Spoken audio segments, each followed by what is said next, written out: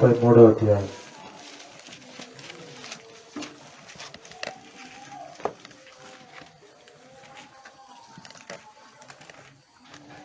ఈ సందర్భం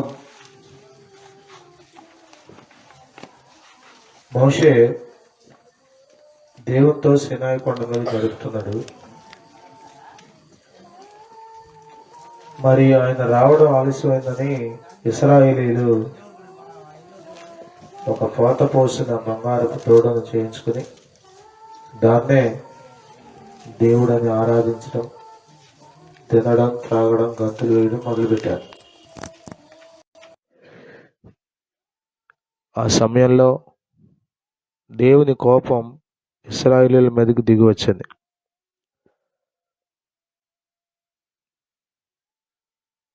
మోషే అడ్డుపడి వారి కొరకు ప్రార్థన చేయడాన్ని బట్టి వారు బ్రతికిపోయారు. అప్పుడు దేవుడు మోషేతో మాట్లాడుతూ చాలా విషయాలు ఇక్కడ చెప్తూ వచ్చాడు. చూడండి, ఐగుప్తు దేశం నుండి ఇశ్రాయేలీలు బయటకు వచ్చారు. 430 సంవత్సరాలు ప్రార్థన చేయగా దేవుడు వారిని బయటకు తీసుకొచ్చాడు.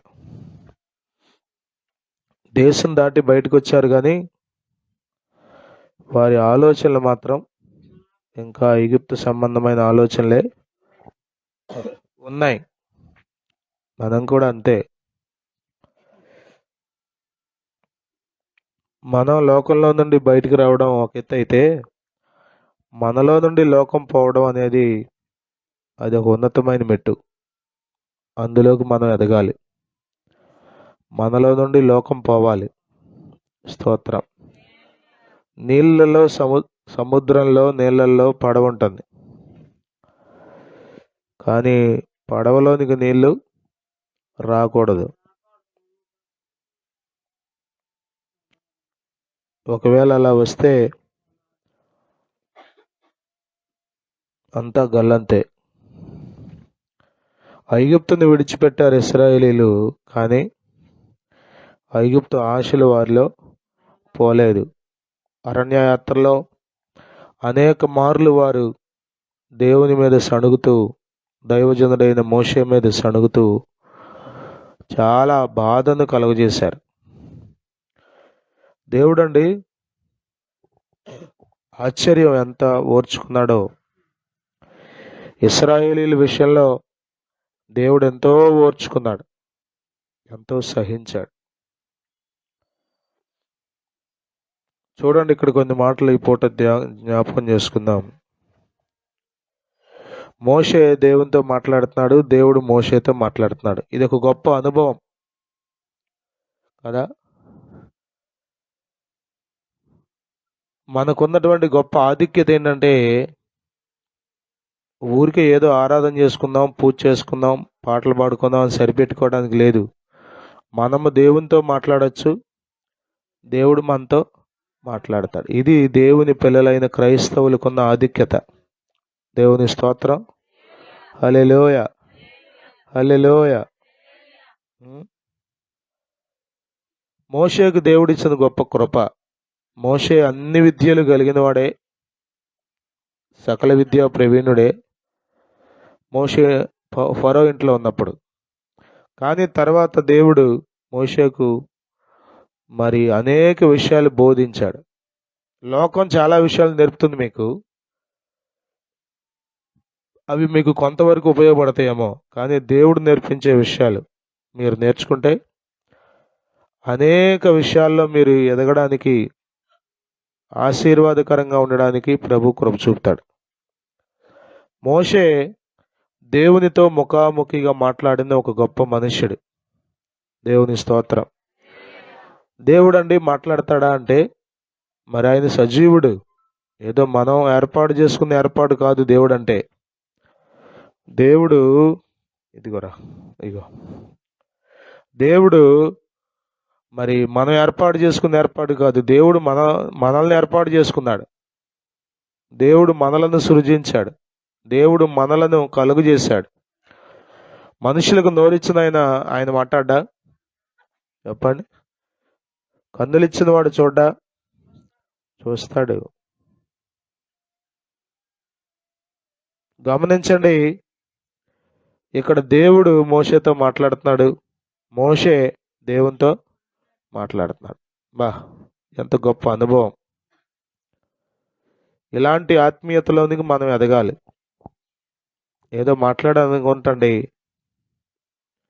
ఏదో ఊహలు చెప్పుకోవడం కాదు, నిజముగా. సంఖ్యాకాండం 12వ అధ్యాయంలో మనం చదువుతాం కదా, ఒక స్నేహితుడితో మాట్లాడినట్లుగా నేను మోషేతో మాట్లాడానంటాడు. ఒక స్నేహితునితో మాట్లాడినట్లుగా నేను ముఖాముఖిగా మాట్లాడానంటాడు. ప్రియులారా, దేవుడు ఎక్కడో ఉండేవాడు కాదు, మన దగ్గరికి వచ్చేవాడు, మనతో మాట్లాడేవాడు, మనల్ని ఆదరించేవాడు, మనకు ఆలోచన చెప్పేవాడు, మనలను నడిపించేవాడు, మనలను బలపరిచేవాడు, మనలను ఆదరించేవాడు. దేవుని స్తోత్రం. హల్లెలూయ. ఏదోలే అమ్మ, వెళ్తున్నా చేస్తున్నా భక్తి అనుకుంటే కుదరదు కదా. కొద్దిమంది అంతే, యేసు రక్తమే, ఏమీ తెలియదు. దేవునితో మాట్లాడే అనుభవంలోనికి మనం ఎదగాలి. దేవుని స్వరం వినే అనుభవంలోనికి మనం ఎదగాలి. వినే చెవులు నీకుంటే దేవుడు ఎల్లప్పుడూ మాట్లాడడానికి సిద్ధంగా ఉన్నాడు. దేవుని స్వరమును వినే చెవులు మనం కలిగి ఉండాలి. దేవునితో మాట్లాడే అంత పరిశుద్ధతలోనికి మనం ఎదగాలి. స్తోత్రం. హల్లెలూయ. చూడండి, 12వ వచనంలో మోషే యెహోవాతో ఇట్లనెను, చూడుము, ఈ ప్రజలను తోడుకొని పొమ్మని నీవు నాతో చెప్పుచున్నావు గాని నాతో ఎవరిని పంపెదవో అది నాకు. వా, ఎంత అద్భుతంగా మాట్లాడుతున్నాడు చూడండి మోషే. నీవు ఈ ప్రజలను తీసుకెళ్ళు అని నాకు చెప్పావు కానీ మరి ఎవరిని పంపుతావు నాకు తోడుగా? యేసు రక్తమే కదా. పెళ్ళికి పంపుతారుగా మన వాళ్ళు, పెళ్ళి అయ్యాక ఒకళ్ళనే, పెళ్ళికి ముందు ఒకళ్ళనే తోడు. అజ్ఞానమైన వాళ్ళు వెళ్తే తోడు కాదు కదా, కొంప కూల్చేసి వస్తారు. ఆ ఫస్ట్ రోజే నిప్పెట్టి వచ్చేస్తారు. ఎవరిని తోడని పంపిస్తే నువ్వండి అంత కొంప అల్లరి చేసి పెట్టావు అనాల్సి వస్తుంది అన్నమాట. మోషే అంటున్నాడు యెహోవాతో, ప్రభా, నన్ను ఈ ప్రజలను తీసుకెళ్ళమంటున్నావు, తీసుకెళ్తా, కానీ నాతో పాటు ఎవరిని పంపుతావు? స్తోత్రం. హల్లెలూయ. నాతో పాటు ఎవరిని పంపుతావు అంటే, చూడండి, మోషే తనంతట తానే చేసేయడానికి ఇష్టపట్ల. మీకు ఎంత తెలివితేటలున్నా మీ అంతట మీరే అన్నీ చేయలేరు, గుర్తుపెట్టుకోండి. మనకు సహాయం కావాలి, మరి ముఖ్యంగా దేవుని సహాయం కావాలి. మనతో కూడా దేవుడు ఉండాలి. నీవే కావాలయ్యా, నాతో రావాలయ్యా, నీవే కావాలయ్యా, నాతో రావా. కోరుకోవాలిగా అసలు. బుడబుడ బుడబుడ కర్రొచ్చుకొని సంచి పుచ్చుకొని బయలుదేరట్లా మోషే. బా, పెత్తనం అప్పచెప్తే ఏం చేస్తాం మనం? గబగబా బయలుదేరిపోతాం. వెనకటికి ఎవరో పేనుకి ఇచ్చారంట పెత్తనం. యేసు రక్తమే జయం.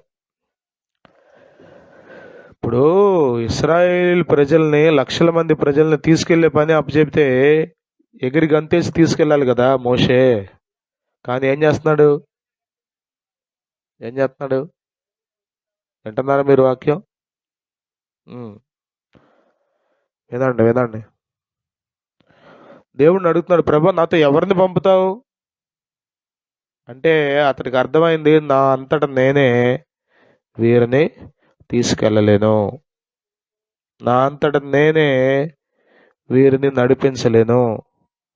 నా తెలివి చాలదు, నా బలము చాలదు, నా జ్ఞానం చాలదు, నా శక్తి చాలదు. ఎవరిని పంపుతావయ్యా అని అడుగుతున్నాడు. నాకు చెప్పలేదేంటి ఆయన? నాకు తెలుపలేదు అంటాడు. ఇంకా నేను నీ పేరును బట్టి నిన్ను ఎరిగి ఉన్నాననియు నా కటాక్షము నీకు కలిగినదనియు చెప్పితివి కదా. కాబట్టి నీ కటాక్షము నా ఎడల కలిగిన ఎడల నీ కటాక్షము నా ఎడల కలుగునట్లుగా దయచేసి నీ మార్గమును నాకు తెలుపుము. ఎంత చక్కగా అడుగుతున్నాడు చూడండి. దయచేసి అనండి ఒకసారి. మోషే అంతటి గొప్ప దైవజనుడే ప్రార్థన ఎలా చేస్తున్నాడు? ఈ మధ్యన ఎవరో చెప్తారు, దేవుణ్ణి అంట చొక్కా పట్టుకుని అడిగే దమ్మ ఉండాలంట మనకు. అంత మరీ ఎక్కువ వెళ్ళిపోవద్దు. ఆయన ఎక్కడ, మనం ఎక్కడ? కుప్పిగంతులు ఏమాకు దేవుడి దగ్గర. నీ భక్తి ఏం సరిపోద్ది ఆయన ముందు? నీ పరిశుద్ధత ఏం సరిపోతుంది ఆయన ముందు? మోషేతో ముఖాముఖిగా మాట్లాడిన దేవునితో ముఖాముఖిగా మాట్లాడిన మోషే దేవునితో మాట్లాడుతూ అన్నాడు, దయచేసి నీ మార్గమును నాకు తెలుపుము. కొద్దిమందికి అండి అసలు మాట్లాడడం తెలియదు. మనుషులతో మాట్లాడటం వస్తే దేవునితో మాట్లాడటం వస్తుంది, దేవునితో మాట్లాడటం వస్తే మనుషులతో మాట్లాడటం వస్తుంది. యేసు రక్తమే జయం. కొద్దిమందికి ఏమీ తెలియదు. రండి, లోపల ఖాళీ ఉంది, రండి. మాట్లాడడం తెలీదు. అసలు ఏమి ప్రార్థన చేస్తున్నారో వాళ్ళకి తెలియదు, కొన్నిసార్లు తెలీదు. చూడండి, ఇక్కడ అంటున్నాడు, నీ కటాక్షము నా ఎడల కలిగిన ఎడల నీ కటాక్షము నా ఎడల కలుగునట్లుగా దయచేసి నీ మార్గమును నాకు తెలుపుము. అప్పుడు నేను నిన్ను తెలుసుకుందుము. చిత్తగించము. ఈ చిత్తగించము, ఈ జనము నీ ప్రజలే కదా. ఎవరయ్యా ప్రభు? నీ ప్రజలేగా. నీ మార్గమును నాకు తెలుపు.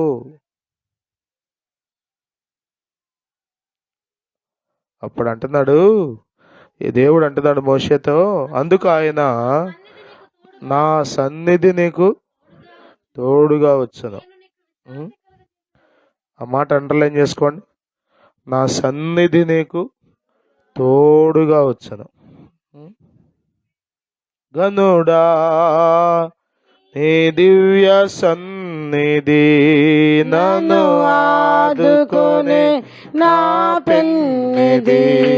గనుడా నీ దివ్య సన్నిధి నన్ను ఆదుకొనే నా పెన్నిధి. నీవే కావాలయ్యా, నాతో రావాలయ్యా. నీవే కావాలయ్యా, నాతో. యేసు నీవే కావాలయ్యా, నాతో కూడా రావాలయ్యా. యేసు నీవే కావాలయ్యా, నాతో కూడా రావాలయ్యా. దేవుడు అంటున్నాడు మోషేతో, నా సన్నిధి నీకు తోడుగా. హల్లెలూయా. దేవుని సన్నిధి ఎంత గొప్పదో. దేవుని సన్నిధి, నా సన్నిధి నీకు తోడుగా వచ్చును. నేను నీకు విశ్రాంతి కలుగజేసేదనని అనగా,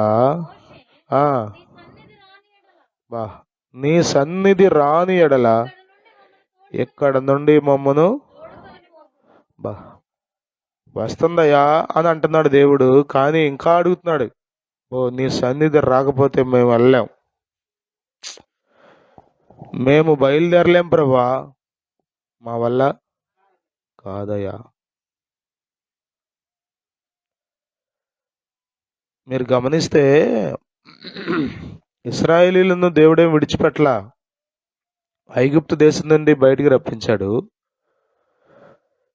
అరణ్య మార్గం అంతటిలో ఆయన తోడయుండి పగలు మేఘస్తంభంగా, రాత్రి అగ్నిస్తంభంగా ఉండి నడిపించాడు. బా, ప్రతి అవసరత వారికి తీర్చాడు. ఇంత చేసిన తర్వాత వాళ్ళు దేవునికి అవిధేయులై ఒక దూడను చేసుకుని ఈ దూడ దేవుడు అంటే మొదలెట్టారు.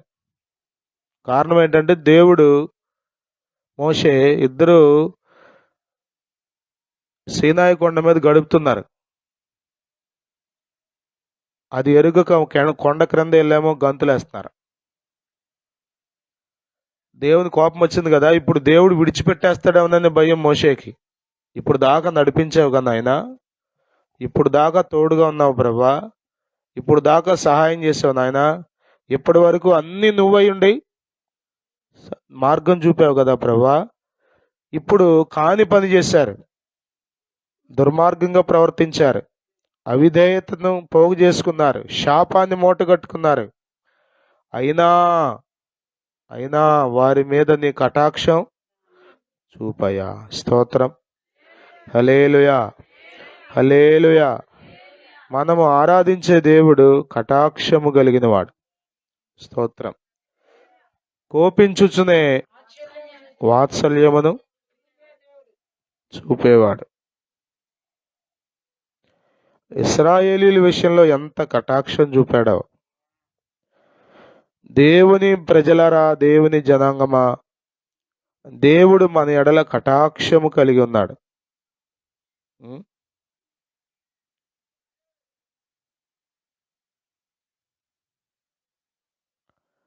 మనంతట మనమే ఏమీ చేయలేం. ఎర్ర సముద్రం దాటగలమా? మన వాళ్ళు చెప్పారు సంసారం అయినా ఏదొచ్చు కానీ సముద్రాన్నైనా సాగరాన్నైనా ఏదొచ్చు కానీ సంసారాన్ని ఏదలేము. అంటే సముద్రం కంటే ఏదలేమని, కానీ ప్రభు సహాయం చేస్తే ఏదగలం. ఎర్ర సముద్రాన్ని పాయలు చేసిన దేవుడు ఆయన. స్తోత్రం. హల్లెలూయా. ఒక గాలి రప్పించాడంట, సముద్రము 2 పాయలైంది. ఆరిన నేలలో ఇశ్రాయేలీలు నడిచి వెళ్ళిపోయారు. చూసారా దేవుడు ఎంత గొప్పవాడు.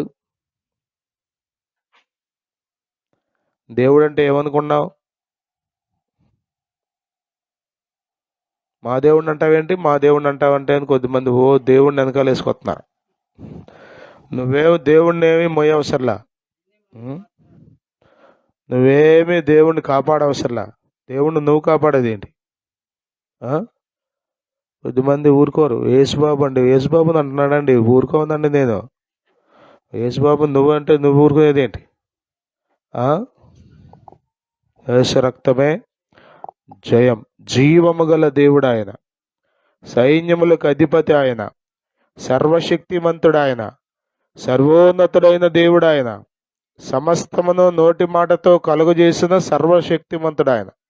హల్లెలూయా, హల్లెలూయా, హల్లెలూయా.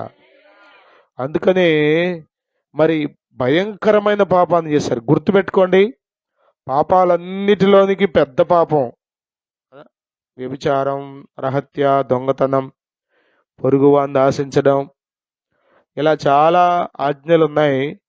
వాటిలో ప్రాముఖ్యమైనది ఏమిటంటే దేవునిగా ఆరాధించకుండా ఇక అందరినీ దేవుడు అంటాం. దాన్ని అసలు దేవుడు ఏమాత్రం సహించడు. అర్థమవుతుందా? దేవునిగా ఆరాధించకపోవడమే పెద్ద పాపం.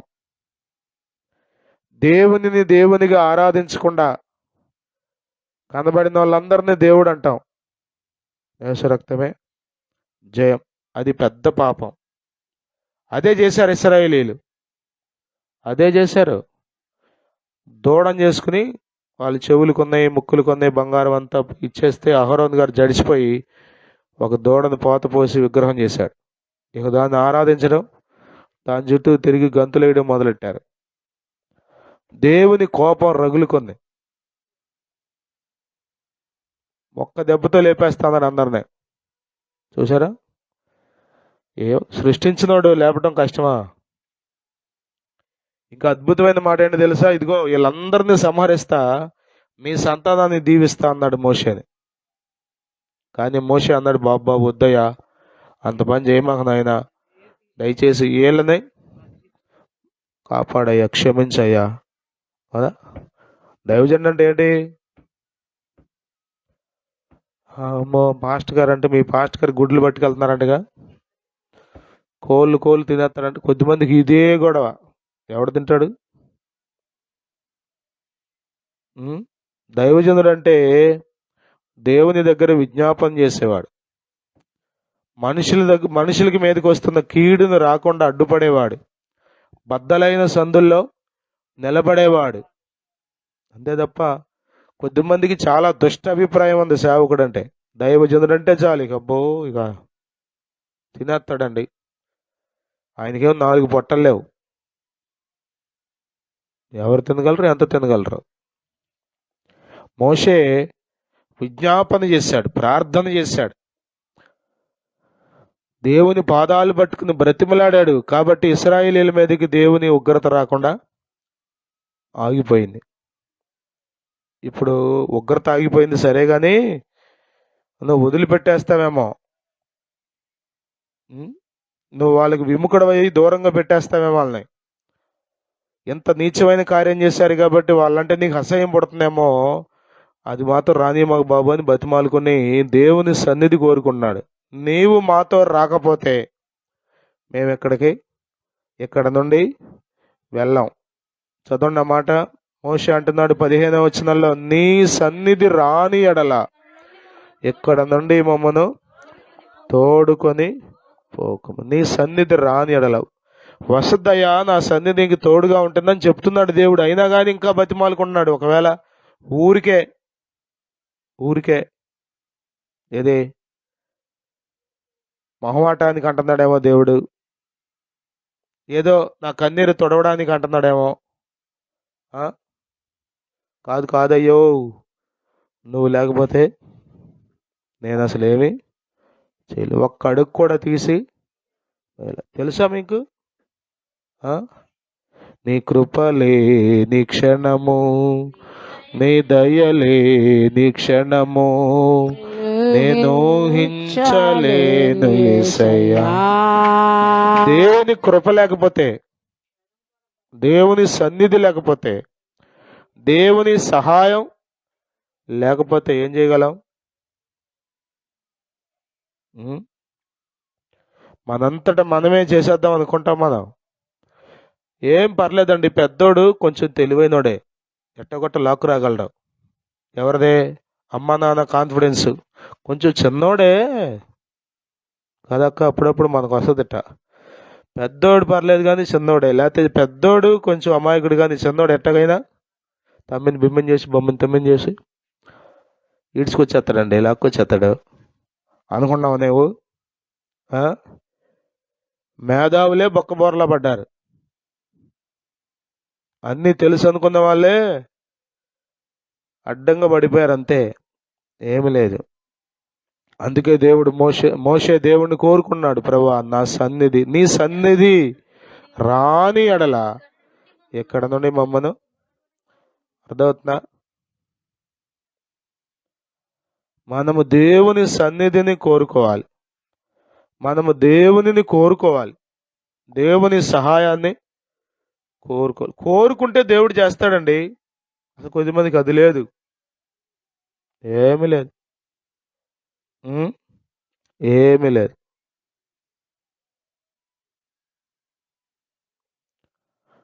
ఒక పాస్టర్ గారు ఎట్టాగ పెళ్లి కుదిరితే నేను పవనం కూటం పెట్టుకుంటే వెళ్ళాం. 52వ కీర్తనలో నుండి ఈ మాట చెప్పాను నేను. మహోన్నతుడైన నా దేవునికి కార్యము సఫలం చేయి, నా దేవునికి నేను మొర్రపెట్టుచున్నాను అంటాడు. ఆ మవ్వ కూచిపూడి రోడ్డు అప్పుడు చాలా గుంటలు, గాల్లో పడింది. అప్పుడు మన యాక్టివా బండి వేసుకుని వెళ్తున్నాం, నేను పవన్ వెనకాల కూర్చున్నాడు, నేను తోలుతున్నాను. ఒక గాల్లో పడింది, ఎదురు లైటింగ్లు కనబడలేదు. మొత్తం నిలబెట్టాను అనుకున్నాను, కానీ ఈలోపు ఇంకో గాడి వచ్చింది, పడిపోయింది. మొత్తం ఫ్యాంట్ చెరిగిపోయింది, అది బాగా మోకాలు కొట్టుకుపోయింది. అయినా కానీ ప్రార్థనకి వెళ్ళాం, కూచిపూడి వెళ్ళి ఆ పాస్ట్ గారి ఇంట్లో వాక్యం చెప్పు, ఆ చర్చిలో ప్రార్థనలో వాక్యం చెప్పి వచ్చాం. పెళ్లి కోసం బోళ్ళని తిప్పలు పడ్డాం, చేశాం. అరే ఊరకే వదిలేశాడంతే. దేవుని సన్నిధి కోరుకోకపోతే నీకేం డబ్బుతో నడిపించగలవా, తెలివితో నడిపించగలవా? చాలా దుఃఖం. అనేక మార్లు నేను ప్రార్థన చేసిన సందర్భాలన్నీ, ప్రభువా దయచేసి ఆ కుటుంబాన్ని కట్టండి నాయనా అని. అరే దెబ్బలు తగిలినా, ప్యాంటు జరిగిపోయినా, బట్టలు జరిగిపోయినా వెళ్ళాం కదా కోటానికి కనీసం.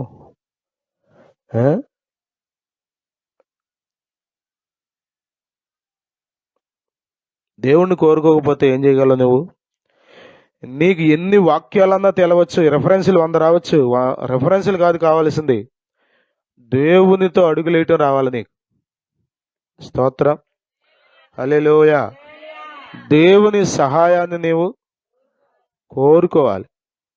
కోరుకుంటే దేవుడు నిన్ను నడిపిస్తాడు. స్తోత్రం, హల్లెలూయా. దేవుణ్ణి కోరుకునే వారిని దేవుడు దాటిపోడు.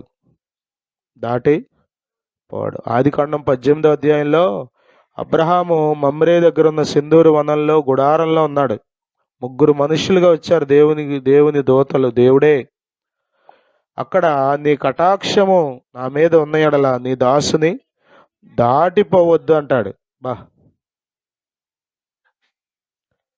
చూసారా, నీ దాసుని దాటిపోవద్దు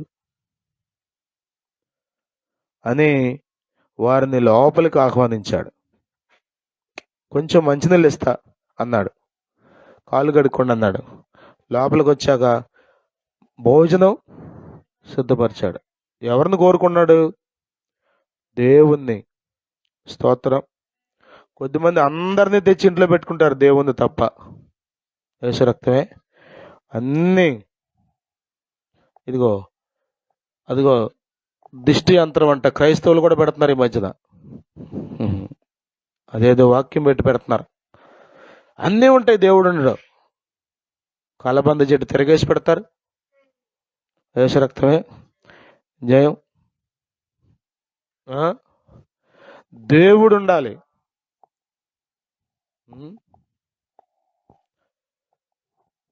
దేవుడున్న గృహం ఆనంద నిలయం. స్తోత్రం, హల్లెలూయా. యెషయా గ్రంథంలో అంటాడు, చూడండి అన్నమాట,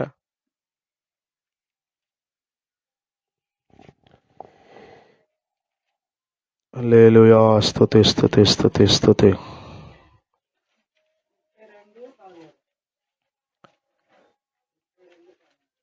13, నా జనుల భూమిలో ఆనందపురములోని ఆనంద గృహములన్నిటిలో ఉండ్ల తొప్పలు బలు రక్కసి చెట్లును పెరుగును. చూసారా, పురం ఏంటిది? గృహాలేంటి? కానీ ఏం పెరుగుతున్నాయి? అర్థమవుతుందా? ప్రభు లేకపోతే అయ్యేగా. ముళ్ళు గుచ్చుకుంటే ఎలా ఉంటుంది? ఒక్కో ముళ్ళు ఒక్కో స్పెషల్ కదా.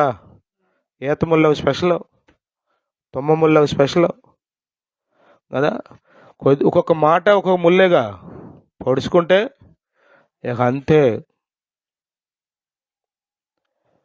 ప్రియులరా, యేసు ఉన్న నిలయము ఆనంద గృహం. హల్లెలూయా, హల్లెలూయా. యేసు ఉన్న కుటుంబం ఆనంద నిలయం. అర్థమవుతుందా?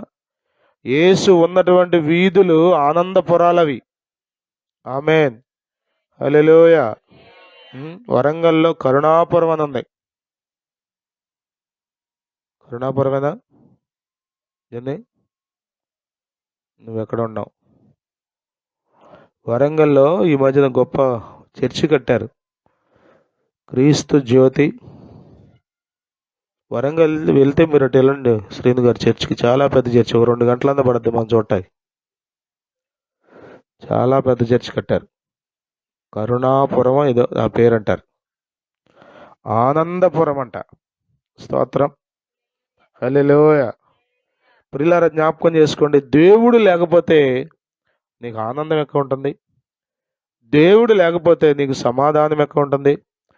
దేవుడు లేకపోతే నీకు నెమ్మది ఎక్కడ దొరుకుతుంది? దేవుడు లేకపోతే నీకు తృప్తి ఎక్కడ దొరుకుతుంది? చెప్పండి, తృప్తి ఎక్కడ దొరుకుతుంది? ప్రియులారా, మనము ప్రభువును కోరుకోవాలి. స్తోత్రం, హల్లెలూయా. మీ దైనందిన జీవితంలో, రోజువారీ జీవితంలో మీరు ప్రభువును కోరుకోవాలి. ప్రభు, ఈ రోజు నువ్వు నాతో కూడా రావాలయ్యా. ప్రభు నీతో వస్తాడా అంటే వస్తాడు. ఆయన పరిశుద్ధుడు. నీవు కూడా పరిశుద్ధంగా జీవిస్తే, వాక్యానుసారంగా జీవిస్తే, దేవుని చిత్తాన్ని లోబడి జీవిస్తే దేవుడు నిన్ను విడిచిపెట్టడు. ఆమేన్, హల్లెలూయా. అంటున్నాడు మోషే, నీ సన్నిధి రాని ఎడల నన్ను ఎక్కడ నుండి చెప్పండి తోడుకొని పోవద్దు. చదువు నాన్న 16 వచ్చింది కూడా.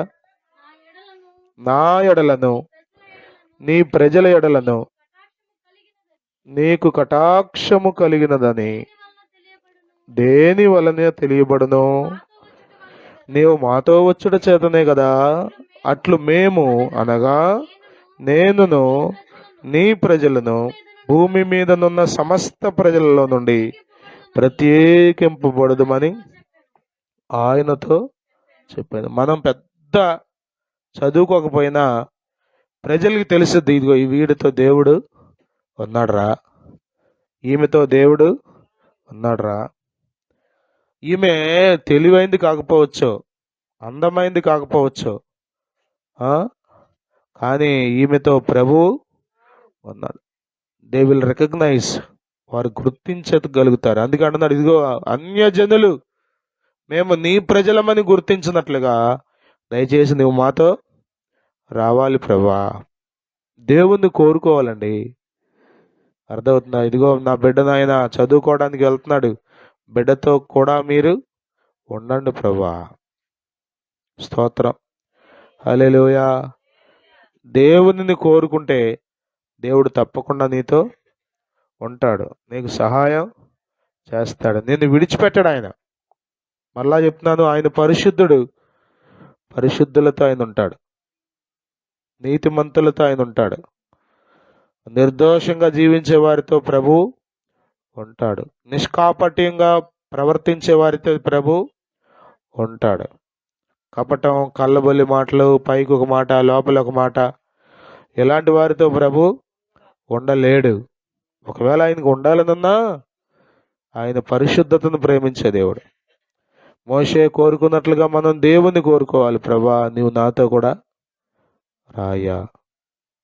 నీ ఎత్తు, పొడుగు, లావు, అందం, సొగసు ఇవి చూసి రాడు నీతో. నిన్ను నిండుగా ప్రేమించి ఆయన నీతో వస్తాడు. దేవుణ్ణి కోరుకోవాలి. స్తోత్రం, హల్లెలూయా. మనంతట మనమే రాజ్యాలు జయించలేం, మనంతట మనమే కుటుంబాన్ని కట్టుకోలేం, మనంతట మనమే పరీక్షలో పాస్ అవ్వలేం, మనంతట మనమే ఉద్యోగాన్ని సంపాదించలేం, మనంతట మనమే అన్ని చేయలేం. ప్రభు మనకు కావాలి. కాబట్టి దేవుణ్ణి కోరుకో. ఏం పర్లేదు అనుకోమాక, బుర్డి కొడతావు, పల్టీలు కొడతావు, అప్పుడు అర్థమవుతుంది నీకు దేవుడు లేకపోతే ఎంత ప్రమాదం. అర్థమవుతుందా? చాలాసార్లు అనుకుంటాం, ఈయనండి చాలా ఎక్స్పీరియన్స్డ్ డ్రైవర్ అండి, ఎక్స్పీరియన్స్డ్ డ్రైవర్ అండి అంటాం. నిన్న పచ్చర్లంకలో యాక్సిడెంట్ అయింది. మా బంధువులు అంటే మా కొలీగ్ వాళ్ళ బంధువులు ఫోన్ చేసి చెప్పారండి, వచ్చేసారు, ఎక్కడో పల్లెవాడు వెళ్ళారంట, అక్కడి నుంచి వచ్చేసారు ఇంకా 5 నిమిషాల్లో. ఆ లోరు, అదే ఊరు, కొత్త మాజారేదో, అక్కడికి వచ్చేస్తారు 5 నిమిషాల్లో. ఆ పచ్చలంక దగ్గర కోటాడంతే సిమెంట్ కరెంటు స్తంభం ఇరిగి పడిపోయింది. కరెంట్ లేదు, చచ్చిపోకుండా బతికారు. కారులో బెలూన్స్ బయటకు వచ్చాయి. కారు అంతా తుక్కు అయిపోయింది, కానీ వాళ్ళిద్దరు బతికారు. నువ్వు ఎంత స్కిల్ఫుల్ డ్రైవర్ అయినా కారణం ఏంటంటే కొనుక్కొచ్చిందంట. జస్ట్ ఒక్క నిమిషం, ఒక్క క్షణమే అట్ట రెప్ప తీసేలోపు వెళ్ళిపోయింది కారు. ఆ స్పీడ్లో వెళ్ళి స్తంభాన్ని కొట్టేసింది. మన ఎక్స్పీరియన్స్ కుదరదో, దేవుడు మనకు కావాలి. మన దగ్గర ఎన్ని అనుభవాలున్నా, మన దగ్గర ఎంత నైపుణ్యం ఉన్నా, మన దగ్గర ఎంత చాకచక్యం ఉన్నా, నేర్పున్నా, ప్రభువు తప్పనిసరిగా మనకు కావాలి. ఇదిగో మోషే వాగ్దానం పొందుకున్నట్లుగా మనం పొందుకోవాలి. దేవుడు అంటున్నాడు మోషేతో, నా సన్నిధి నీకు తోడుగా వచ్చిన. దేవుడు ఎవరో తెలుసా? ఎక్కడో ఉండి హడావుడి చేసేవాడు కాదు. నీ దగ్గరికి దిగి వచ్చే దేవుడు, నీకు తోడుగా వచ్చే దేవుడు, నీతో కూడా వచ్చే దేవుడు, నీ చెయ్యి పట్టుకుని నడిపించే దేవుడు, నడవలసిన మార్గాన్ని బోధించేవాడు, నీకు ముందుగా పోవచ్చు మెట్టగా ఉన్న స్థలములన్నీ సరాలం చేసేవాడు, ఇనప గడియలు విరగొట్టేవాడు, ఎత్తడి తలుపులు పగలగొట్టేవాడు ఆయన, అంధకారములో మరుగైన ధనాన్ని నీకు ఇచ్చేవాడు ఆయన. హల్లెలూయా. నీకు అర్థం కాని కార్యాలు దేవుడు నీ జీవితంలో చేస్తాడు. నీ వల్ల కాని కార్యాలు దేవుడు నీ జీవితంలో చేస్తాడు. నీ జ్ఞానానికి మించిన కార్యాలు దేవుడు నీ జీవితంలో చేస్తాడు. అందుకని ప్రియబిడ్డలారా, మనము దేవునిని కోరుకోవాలి. మనము దేవునిని కోరుకోవాలి. ఇదిగో నీ సన్నిధి రాని ఎడల మమ్మల్ని ఎక్కడి నుంచి పోనివద్దు ప్రభా అని మోషే ప్రార్థించినట్లుగా మనం కూడా ప్రార్థింపబద్ధులమైనాం. దేవుడు మన ప్రార్థన ఆలకిస్తాడు. దేవుడు మన కోరిన దాన్ని మనకు ఇస్తాడు. అర్థమవుతుందా? అర్థమవుతుందా?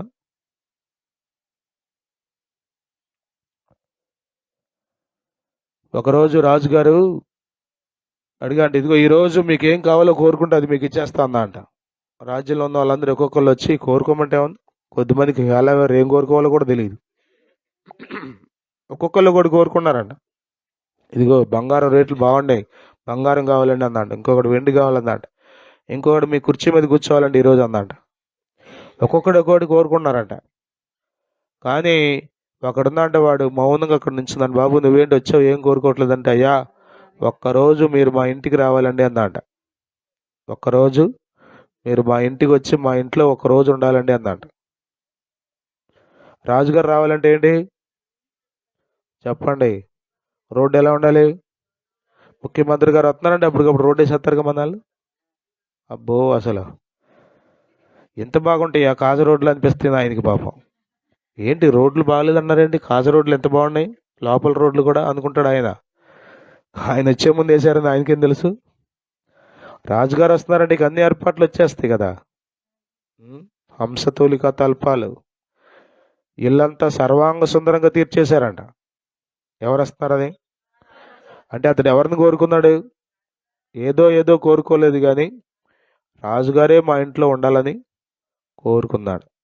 ఇది అన్నిటికంటే మంచి కోరిక. మనం ఏం కోరుకున్నాం? ప్రభువా పెళ్ళి బాగా జరగాలయ్యా, ప్రభువా భోజనాలు బాగుండాలయ్యా, ప్రభువా చెప్పండి పంట బాగా పండాలయ్యా, ప్రభువా పిల్లడి పాస్ అవ్వాలి నాయన. ఇవన్నీ ఇస్తాడు. అసలు ఆయన ఏమొస్తే అన్నీ ఇస్తాడు కదా. ఏది ఏమైనా నాకు అనవసరం ప్రభా, నువ్వు మాత్రం నాతో ఉండాలి ప్రభా. ఆయన ఎవరో తెలుసా? చెప్పండి. ఇమ్మానుయేలు. చెప్పండి ఎవరైనా. ఇమ్మానుయేలు. ఇమ్మానుయేలు అని పేరు నాకు భాషాంతరమున దేవుడు మనకు తోడని అర్థం. దేవుడు ఎవరు చెప్పండి? మనకు స్తోత్రం. హల్లెలూయా. దేవుణ్ణి కోరుకోవాలి. మీ గృహంలో, మీ కుటుంబంలో, మీ ఉద్యోగంలో, మీ వ్యాపారంలో, మీ ప్రయాణంలో దేవుని కోరుకోవాలి. దేవుని కోరుకోండి. ప్రభు మీతో కూడా ఉంటాడు, సహాయం చేస్తాడు, నడిపిస్తాడు, ధైర్యపరుస్తాడు, అద్దరికి తీసుకెళ్తాడు. ఆమేన్. అట్టి గొప్ప కృప ప్రభు మనకు దయచేయను గాక. ఆయనను కోరుకొందుము గాక, ఆయన సన్నిధిని అనుభవించుదుము గాక. మా పరమ తండ్రి